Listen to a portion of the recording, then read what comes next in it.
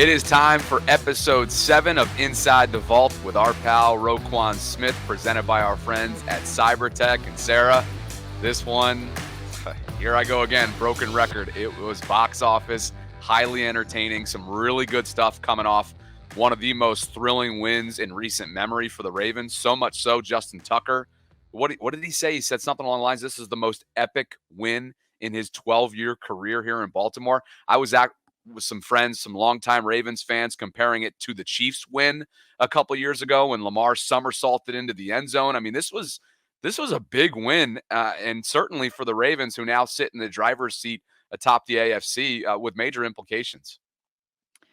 Yeah, no, it's big implications. Roquan knows that, as you'll find out in this interview.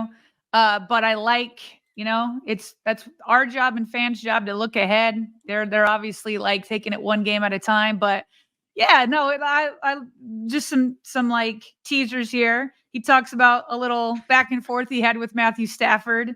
Little? Yeah. He breaks down some film of PQ, or PQ demolishes a wide receiver, so that's a lot of fun. And then we get into, and he really deserves it, man. How he's been voted for the Ravens Walter Payton Man of the Year award. So we get into that a little bit. So a little of everything. My apologies for my attire. We did this interview at a different time, so I'm coming off of a workout. Good thing you cannot smell because I'm sweaty and nasty right now, but I'm here for it. It was so fun to talk to Roquan. Oh, yeah, and he was really good, too, in terms of the second half adjustments that were made by Mike Macdonald in the defensive coordinator slot. So all that and more is coming up in just a few short minutes. This is exclusively brought to you, as always, by our friends at Cybertech, a next-generation local recruiting, resourcing, and outsourcing firm. They are a new way to acquire resources. So whether you're in need of new hires, contingent staff, or just seeking to outsource a business or technical function, Cybertech is the organization for you. If you're in need of resources and candidates and you don't have the time to sift through dozens of resumes, Cybertech is a company that really understands your needs and presents candidates that are not in the open market within 48 hours. Cybertech has over 40 years of combined experience in working with some of the largest organizations, both in the Baltimore area and nationally. So if you think you might be a good fit, you'll have a chance to meet myself, Sarah, and the Cybertech team for a virtual introduction. You can get started today by scanning the QR code that we have in the upper right-hand corner right now. Or if you're on the audio-only platforms listening to us, consider sending an email to the address that we have included in the show notes below. Before we jump as well to Roquan, we wanted to shout out and thank two of our returning patrons, our OG patrons, our first ever patrons who are supporting us through Patreon this month here inside the channel, and that is Patrick York and Sarah Kendall. Thank you both. Shout out you both. Visit patreon.com/RavensVault podcast to learn more about how you can get involved there. Without further ado, Agent Zero rejoining us here inside the vault. All right, Roquan, welcome back in. It's good to have you back, and it's good to see this because through 14 weeks of football, thanks to Tennessee getting it done on Monday Night Football against Miami, you guys currently hold the number 1 seed in the AFC, which means not only do you control your own destiny, but right now you are atop the conference. What's that feeling like?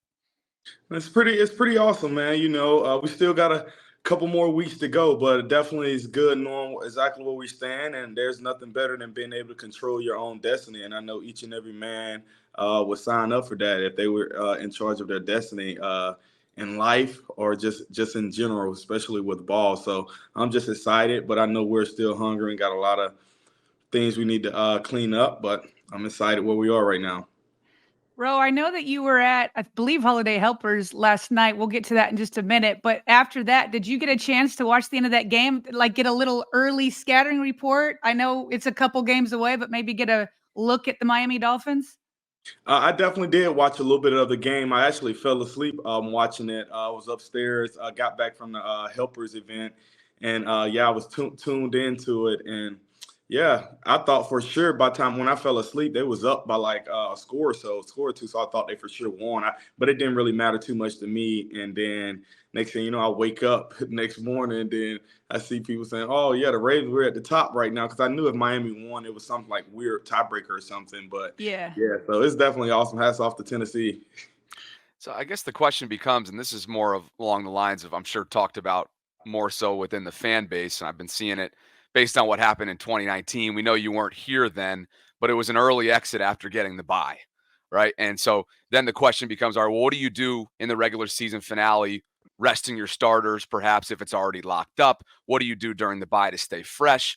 What's the conversation in the locker room about chasing that top overall seed because of the incentive that comes with it, which is rest time before the divisional round? And home field advantage. Of course.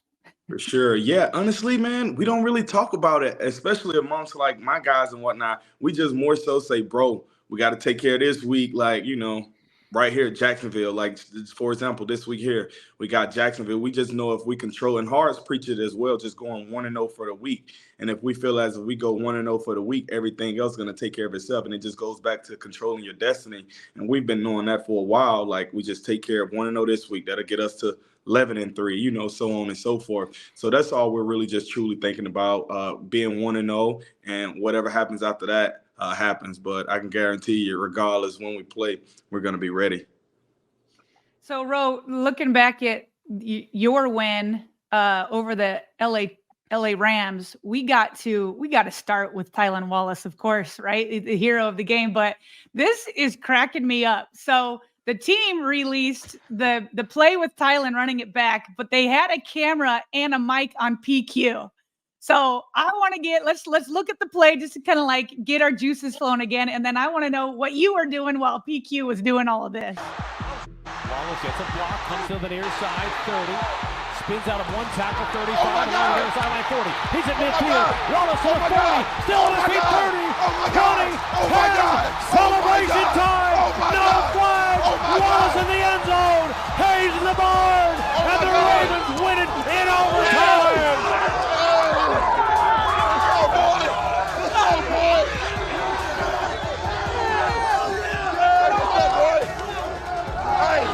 You legendary play. You legendary play. You legendary. Where was Zero in the midst of that pandemonium? I didn't see him. Yeah, no, so it's pretty funny, but that was a legendary moment. So actually, me and PQ were next to each other before the kickoff started, but I was a little pissed because so it was like the play right before they got the false start or delay a game. And then so when I ran through, and then I didn't really hit a whistle, but I obviously assumed the whistle was blown. So I just got there in Stafford's face or whatever like that. And then he was talking smack, where he was like, you heard the whistle blow, like, don't touch me, like, stuff like that. Then I went back at him, I'm like, shut your everything like that. So it was more like that. I was heated in the moment. Then he was just like, then I was like, yeah. So basically me and him was going at it. And then after the game, after that happened, I'm more so going over saying bye-bye to him in the teams. So more so I was like addressing that issue because how he was talking. It was like he was going at it a little bit. So I was just like bye-bye. But then after the game, I was just, doubting him off from one Georgia guy to another. It was just more of like a heated moment in the time then. But I don't know if any mics picked up on that. Who was this? It was Stafford. Oh, I'm sorry, Stafford. Okay. Yeah, Stafford. Yeah, it was crazy. I didn't know Stafford was like that. Okay. Yeah. Right. I haven't in the years I've played him, I haven't really heard him talk crap like that. So like, yeah, it was pretty funny, but I was all for it. That is hysterical. Speaking of talking, your head coach did a whole lot of that right into the Fox camera. Look at this moments after. I mean, this is pandemonium. Justin Tucker saying, who's been around here for over a decade, this was the most epic win he'd ever been a part of, Roquan. You got the conditions out there is one thing, right? It's blustery and rainy and wet, and even though it didn't really live up to, I guess, from a forecast standpoint, you guys probably actually got lucky in terms of what it was like during the game. But look at your guy here. Yeah, that's a legend. That's a legendary picture, man. And like, I definitely know how he was feeling because of how I was feeling. Like, as far as a game of emotions, I was telling some of the guys, man, I felt like I was at Six Flags on all these different roller coasters, like emotionally. So yeah, it was definitely pretty crazy. And I can only imagine what the head man was going through. And it was just awesome to be out on that winning side. And it was just about being resilient throughout and whatever it took to get the job done and not taking a L by any means. We were on that roller coaster with you, Roquan. I'll tell you what, but I feel like it's a good thing in the end because that's the type of games you're going to have in the playoffs. It's going to be up and down, and you want to know, hey, we got what it takes to have to hit the lows, but still come out on top. So let's go through some of those ups and downs. Let's go early in the game. I know we've talked about the rush defense before. To start off, they ran like 9 times. We're getting some yards up the middle. Matt Abike said after the game that Mike Macdonald came over and you guys made some adjustments. What changed for you guys? I mean, that first series, they were getting some pretty good gashes in, but you guys tightened up. So what did you guys change to get that tightened up in there? Yeah, for sure. They was definitely getting us on a couple plays in there. And I think it was just, hats off to those guys. They had some good runs schemed up, and it was just some basic runs, and they caught us in a couple calls and whatnot. And, that's part of like what happens from time to time. And it's just about striking blocks at the end of the day, keeping our pads square and getting off of blocks as well. So I was just hats off to McVay and those guys for having the run schemed up that they had. And it was just more so about us. We knew that wasn't our style that had happened that first drive. So, get over to the sideline and let everyone know, like, hey, that wasn't us. Like, these guys, there's no way they should be running the ball. And credit the Mike as well for switching up the personnel some as well, keeping those guys honest as well, and not just being more so predictable in a sense. So it was definitely something that we learned from. We had to crack down a little bit in the second half, and I felt like more so after the second drive, and I felt like we did that, and it was just getting back to our basics where it was just striking blocks, getting off of blocks, and just being square. And I felt like on a lot of those runs where they was gashing us, maybe we was getting sideways and things of that nature. Yeah, with all that said, you guys follow up the offense's three and out in overtime with your own 3 and out forced. And so it almost like it wipes away everything that had gone wrong with what you were just, kind of discussing the 4 quarters prior. So was there any message that you tried to send to your unit before overtime began? I mean, we saw you, by the way, pregame, or at least the press box did, as always, when you go up on the Jumbotron. Take a look here. Jonas Schaefer from the Baltimore Banner caught you here pregame. Oh, so bad. Yeah, that's like a quick reaction too. I'm hoping you put that behind the paywall.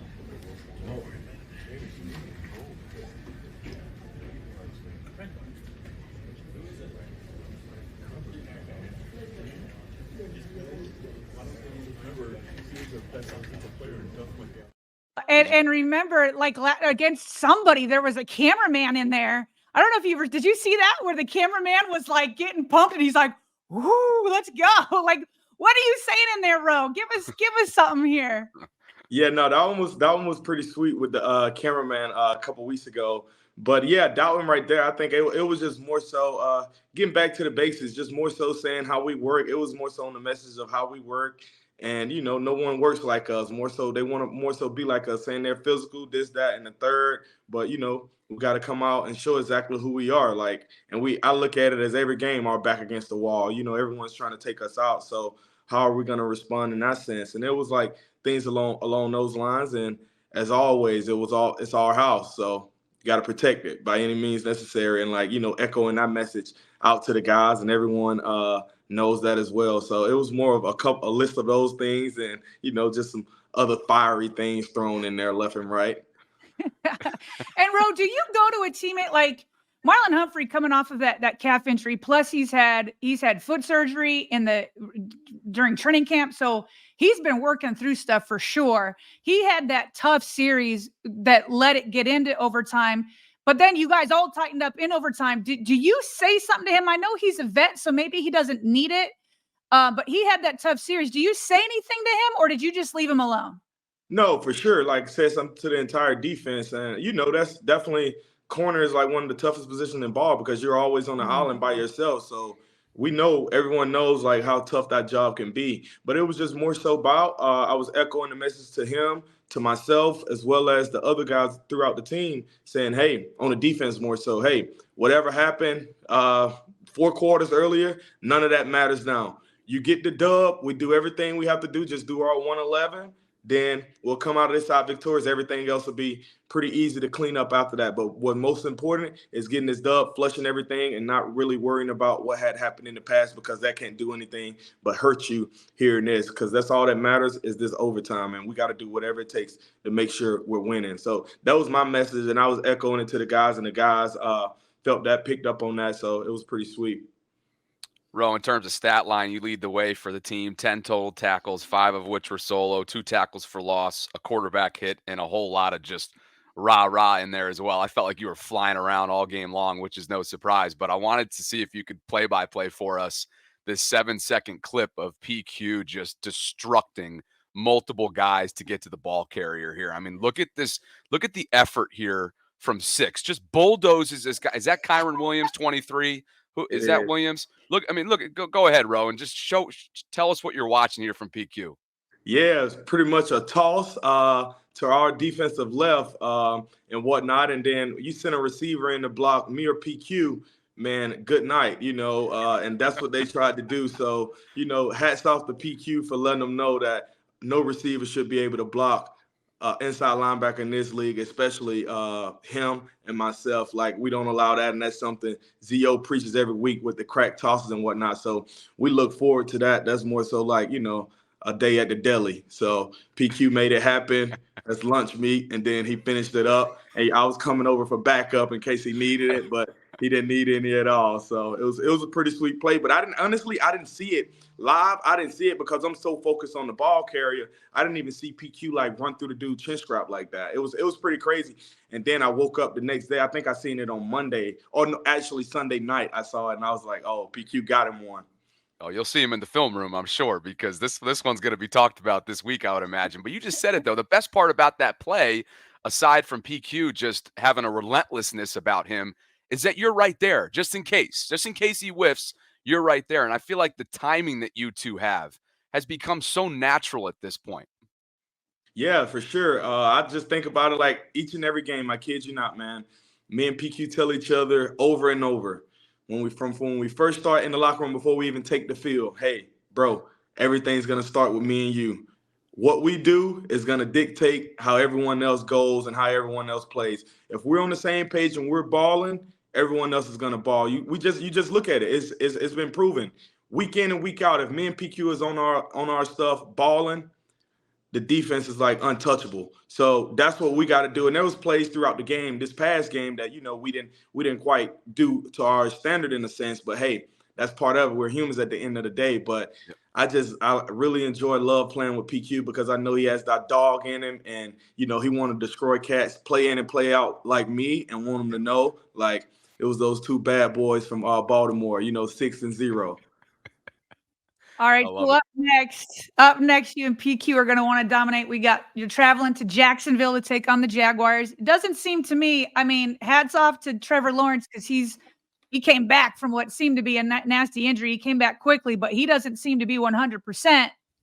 Ro, what's the strategy when a quarterback, obviously nobody wants to injure anybody, obviously, but when a quarterback isn't 100%, what's the strategy? Is it like, let's just get after him and make him try to run around, throw the ball away? Like, what's the strategy with Trevor Lawrence this week?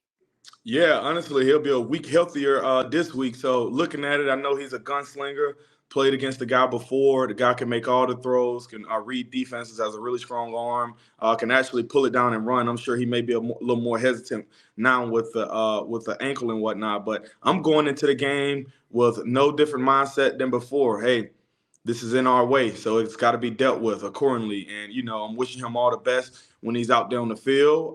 Definitely, want to get some nice hits on him, get my guys to get some nice hits on him as well. That's just part of the game, but wish him all the best and hope he return home to his family safe and sound. But when we're out there, definitely want to impose our will, and that's what we have to do. But we know that's a really good Jacksonville team that can beat you in a lot of different ways. Run game with ETN out on the outside, the different receivers, as well as the tight end with Ingram, one of the best receiving tight ends in the league. So definitely excited about it. He got a lot of weapons out there, but it don't change our mindset. We're going in there with one thing on our mind, and that's to get the job done by any means necessary in front of the world. How about Joe Flacco and the Browns finding a way to beat Jacksonville last weekend? Joe's turning back the clock, 38 years young. And what's crazy about how important of a win it was on a number of levels for you guys is that Cleveland's not going anywhere, and this division ain't going anywhere. Right now, as you probably know, if postseason began today, all 4 teams are in it. So it's great. You guys are the first team in the AFC to hit that 10-win mark, but it's like, man, you got to almost keep pace with the rest of this division because it's probably the top one in football. I know you've said that to us before. Yeah, absolutely. I've said it before, like the best division in football from top to bottom, and like you can argue with your mama if you argue anything different, because when you look at it from the perspective of like three of the teams don't even have their starting quarterbacks and still are playoff contending teams. So when you look at it from that perspective, it just goes to show you the best teams in football right now and have some of the best rosters. So you have to go through the best to be the best, and like we take pride in that. So but we definitely want everything to run through us, and we know we're in control of that. So we just got to control everything we can and do whatever it takes to make sure we get the job done week in and week out. All right, Roquan, I've definitely got to ask you about this. I've been wanting to since it was announced. You have been awarded the Walter Payton Man of the Year award for the Ravens.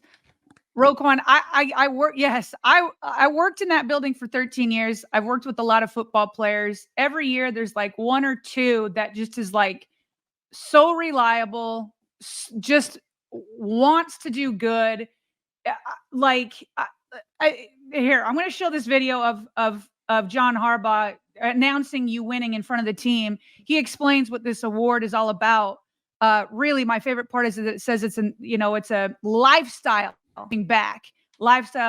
So we'll get your reaction after you watch this. Announced the Walter Payton NFL Man of the Year award. Who got it for the Ravens, and they'll go into the competition for the whole league. But dedication and commitment to community efforts this year. Dedication and commitment to community efforts throughout their career. Demonstrates consistency and a positive character and models a lifestyle of giving back, and demonstrates excellence on the field. But we're going to be proud for this person to represent us as the Ravens. The representative is going to be Roquan.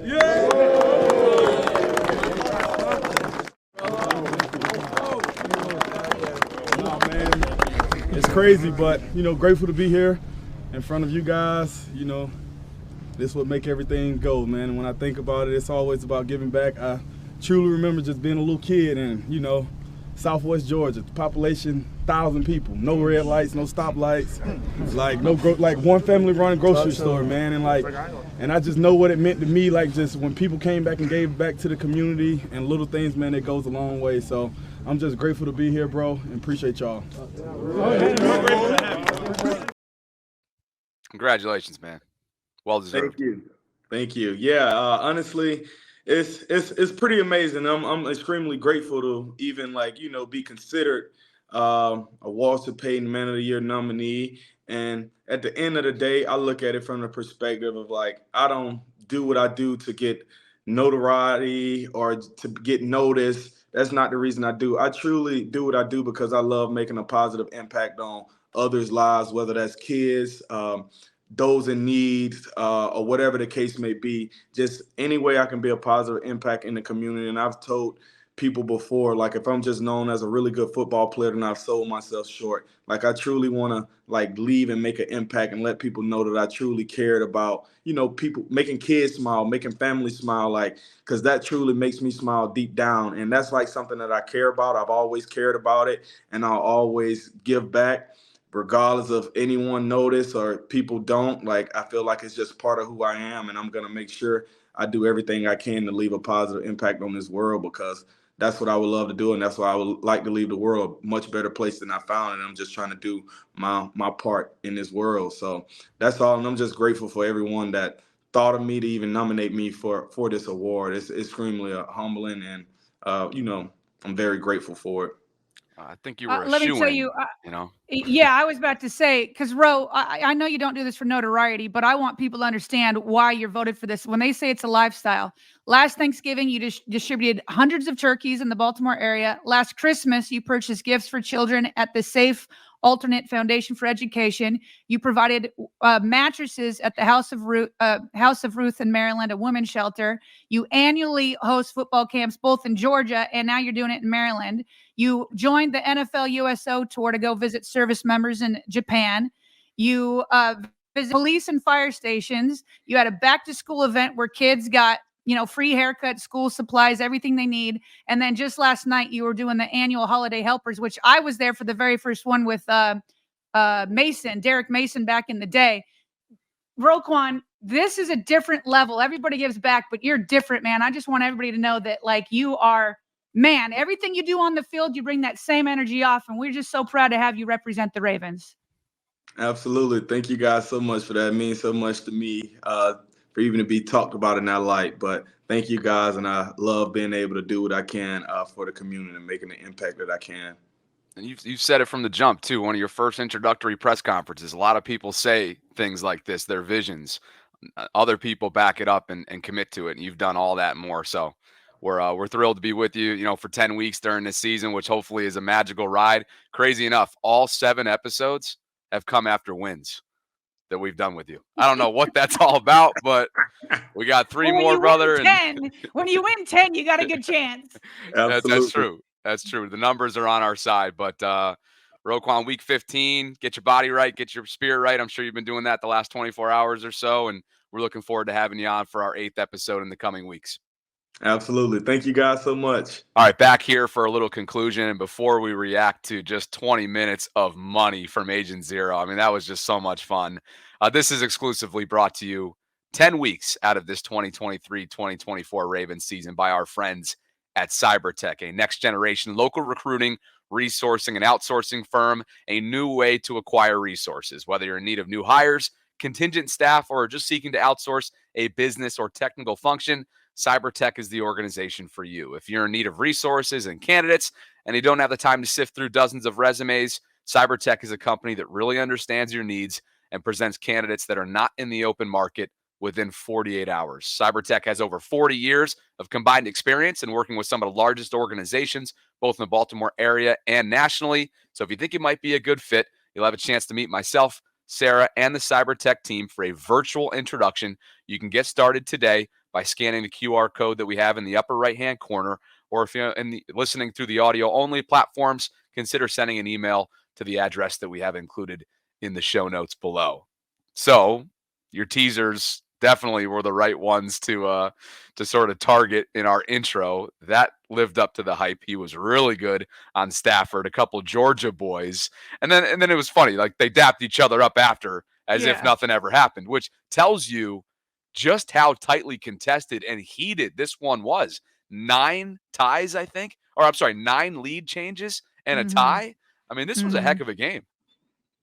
Oh, it for sure was. Yeah, I just find it hilarious because I was looking in that video because it feels like PQ and Roe are almost always together. Yeah. So I'm like, where the heck is Roe? He's over there ticked off at Stafford. That's what's going on there. I love how he was so aware of it, like the self-awareness and honesty to tell us about where he was in that moment is awesome. I thought that was hilarious, and I didn't know Stafford was like that. You just and again, but whatever. I mean, I'm here for it. Like, and I love the way this is how I am. This is how I am, and this is how I feel about our Shannon stuff. It's like you go hard at your job, right? You go hard. You go in with everything you've got. But then when it's over, it's over. You know what I mean? And so, like, let's go hard. Let's go hard on like football. Let's go hard on our takes. Let's bring it. But when it's done, everybody's cool. You know what I mean? That's how I am. And that's why, like, I like to debate you on this channel. Sometimes people be like, "Oh, are they mad?" And it's like, no, we're going hard. We're talking. This is our job, right? So yeah, you got to go hard, and then you dap it up at the end. And I love that about Roquan. Like, he is able to. And that's kind of the point with like being on football and then the Walter Payton Man of the Year stuff. It's like everything he does, he's going at it 100. Like, again, and I try to get this across, like there's a lot of players who give back, like for sure. And there's guys that like here and there, but a lot of times the Ravens will set it up for them and they kind of show up. No, you got your own foundation. You're showing up at everything. I've talked about it here. He's always on time when we set a time for when we do this. That does not always happen with players.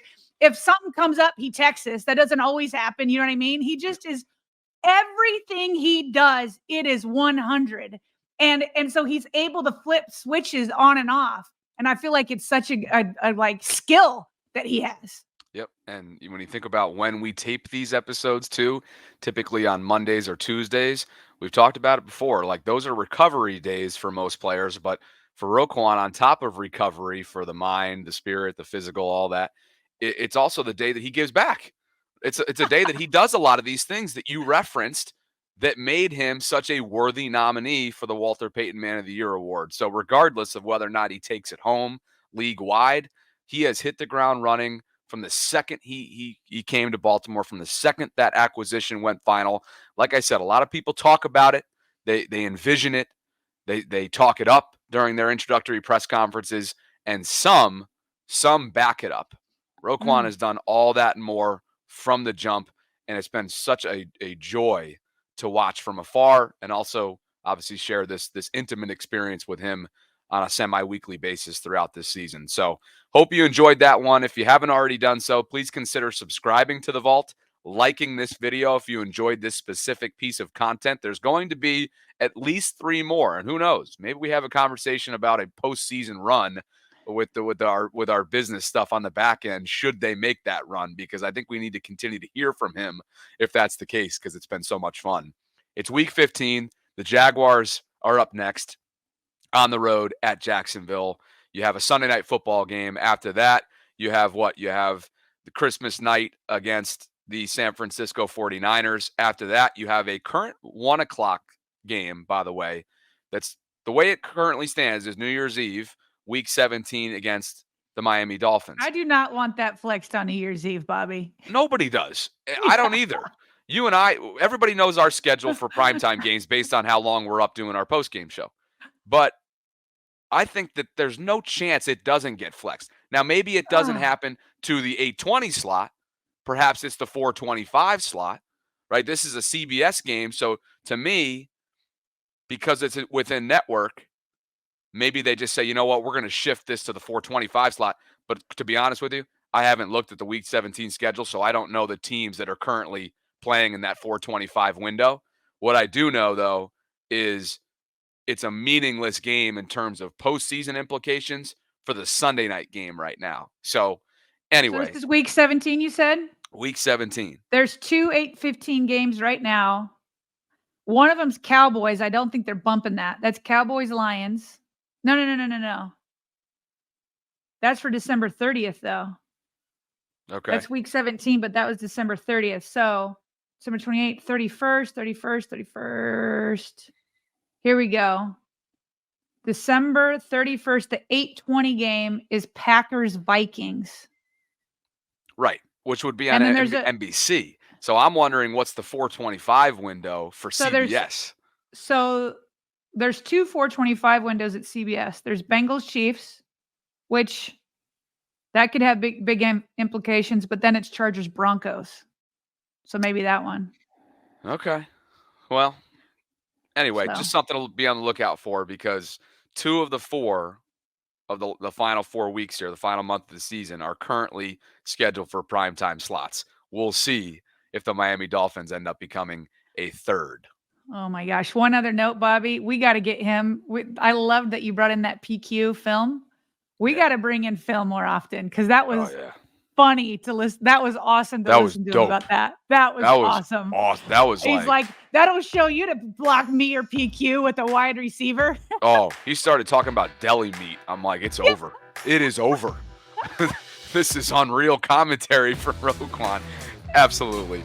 Let's stick a pin in it there. Thanks to CyberTech for being the exclusive sponsor of Inside the Vault with Roquan Smith all season long for us. If you want to join the Vault Patreon community, you can do so by seeing the show notes below. We are efforting to have one of our weekly preview episodes for the Jaguars game, so be on the lookout for when that could be coming down the pike. It's been a couple weeks since we did that, between travel and some cancellations, so thanks for your patience along those lines. And for my co-host and partner, Sarah Ellison, I'm Bobby Trossett, signing off from episode 7 of Inside the Vault with Roquan Smith, powered by our friends at CyberTech.